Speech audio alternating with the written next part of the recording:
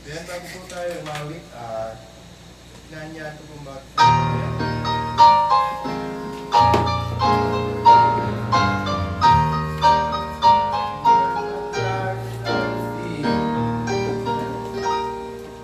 Life upon the village, you are tempest tossed.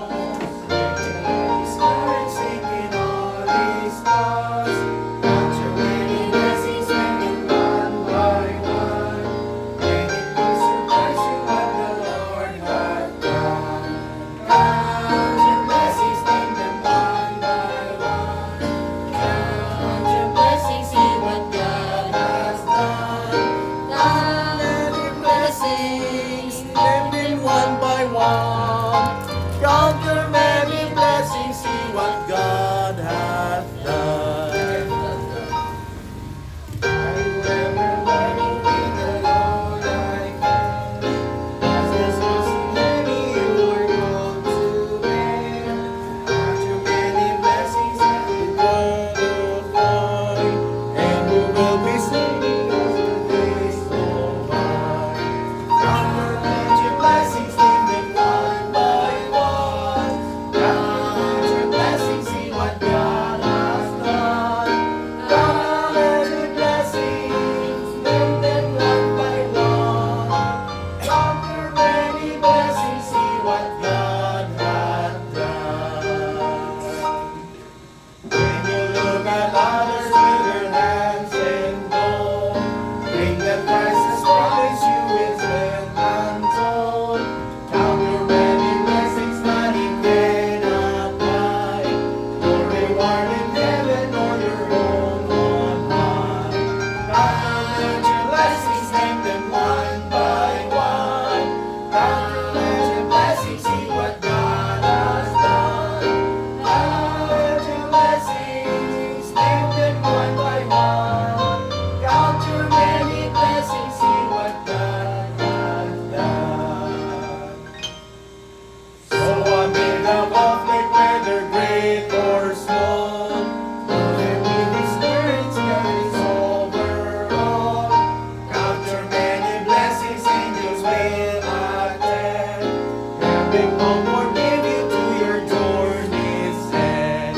Count your many blessings, name them one by one. Count your many blessings, see what God hath done.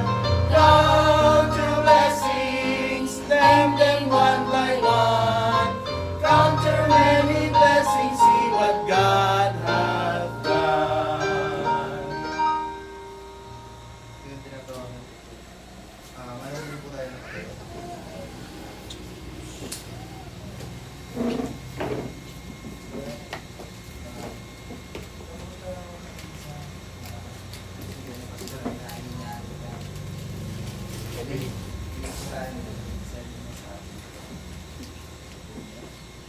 Tayo po ay manalangin. Ama naming Diyos na dakila at makapangyarihan sa lahat, Lord, salamat po sa umagang muling binigay mo sa aming Panginoon, sa mga anak mo na nandito ngayon. Lord, salamat po sa aming pastor. At salamat po sa panibagong gawain ito na nandito kami, O Lord.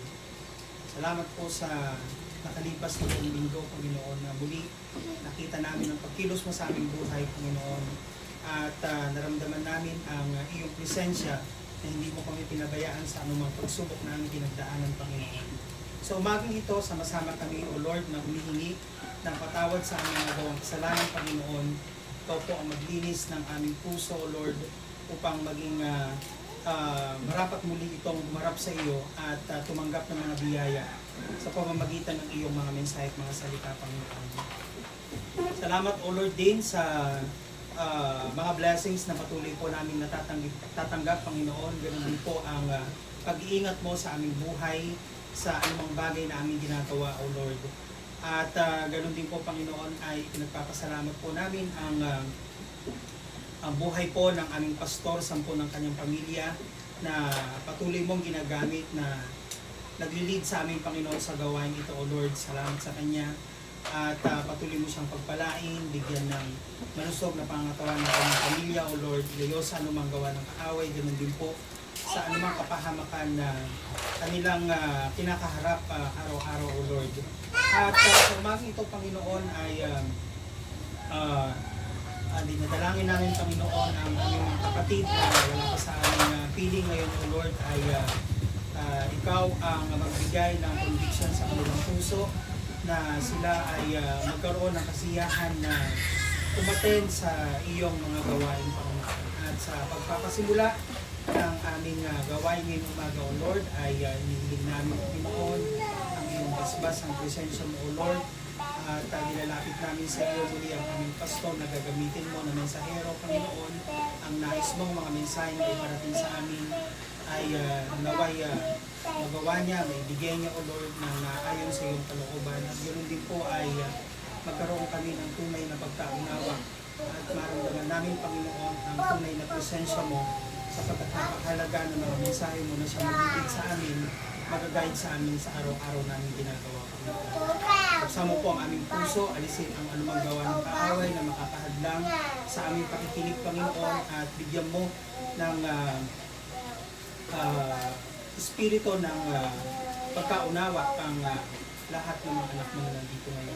Ganun din po, nilalapit namin sa iyo ang aming mga nalalapit na gawain, particularly ang aming mission anniversary, O Lord. Muli, hinihiling po namin ang iyong pagpapala. Bigyan mo po ng pusong magkakaisa ang anak mo upang maitaguyod, maiyakos sa pamamagitan ng pagtutulungan ng bawat isa araw-araw. Salamat po, Lord. At kiniklaim namin, Panginoon, ang iyong presensya sa tagumpay ng gawain ito at kinikilala namin ang iyong kapangyarihan. Ito po ang aming itinataas sa iyo at pinagpapasalamat sa aming Panginoong Jesus. Amen. Amen. Okay. Sige na po, pwede na po kayo maupo yung mga bata sa labas. Okay. May kasinawan niya siya. Nakita ko na tayo nga nagpapin mo ba?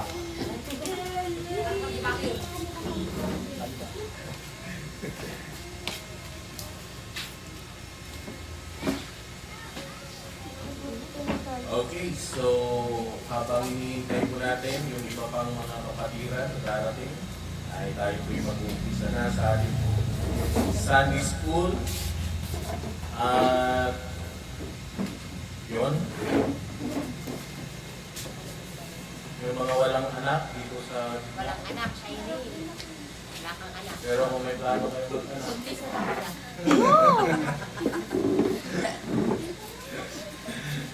Okay, sige. Basta komportable yung mga bata, masaya na ako. Bahala na kayo mga malalaki, ha? Okay, so tayo pinalako na po sa ating Sunday School. Tayo po ay pag-aaralan po natin characteristics of false prophet. Pag sinabi natin false prophet, ito po yung mga bulaan or mga sinungaling or mga hindi totoong mga propeta. Actually, pag sinabi nating propeta, wala na itong mga pag-prophets kasi ito po ay mga mensahero ng ating Panginoon. Tulad ng mga, para katulad din ng mga pastor, ano? Pero sa panahon po natin ngayon, wala na pong prophets, ano? Ang meron po sa atin ngayon is mga pastor or evangelists at mga teachers. At ito po ay naipasa hanggang ngayon, ano? So, ang pinaka-last prophets po natin sa Old Testament ay si John the Baptist. So, pag si John the Baptist, last prophet po yun. At muli, pag-aaralan po natin yung mga katangian, ano ba yung mga katangian ng mga bulaang propeta. Kasi, ito yung kinakailangan po natin na tayo po ay maging maingat, mapanuri, at mapagmatsyag sa ating buhay Kristiyano.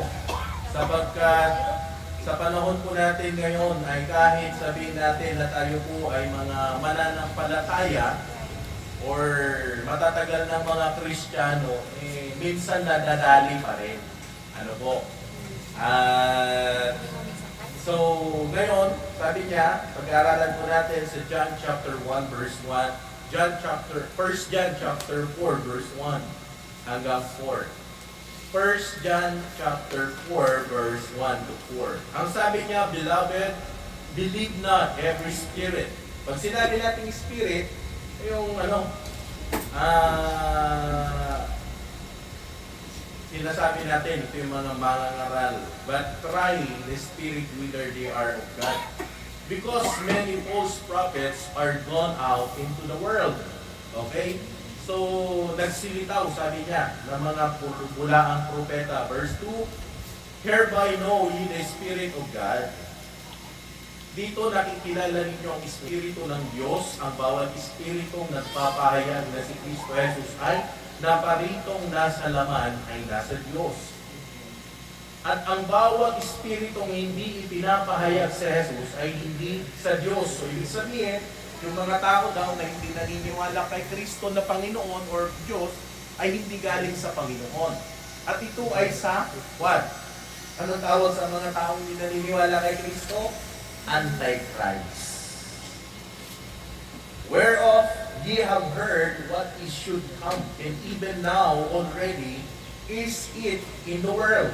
Verse 4, Ye are of God, little children, and have overcome them, because greater is He that is in you than he is in the world. Mas higit daw siya na nasa sa atin kaysa siya na nasa mundo.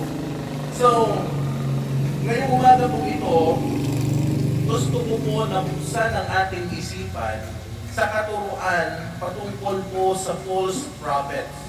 Ano po? Kasi sabi ko nga, marami pong mga relihiyon na nagsisilipana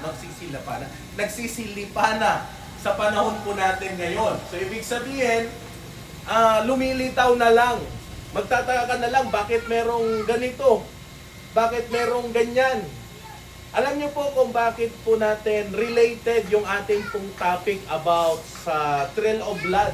Alam niyo na pa, di ba napag-aralan na po natin yung pinanggalingan ng mga Baptist churches.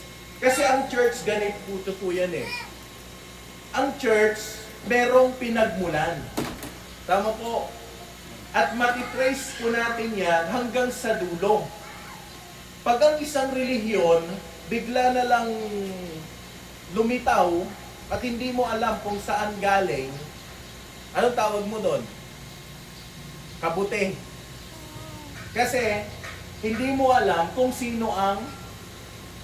saan ang kanyang pinanggalingan. Halimbawa, ito, sabi ko nga, tayo galing sa Castañeda galing sa Ampusungan galing sa Baguio galing sa Amerika, hanggang sa makarating doon sa pinakadulo-dulo. So, every churches, especially the Baptist Church, hindi ko sila nasabi na Baptist lang po ang kasi pwedeng sa ibang mga meron din.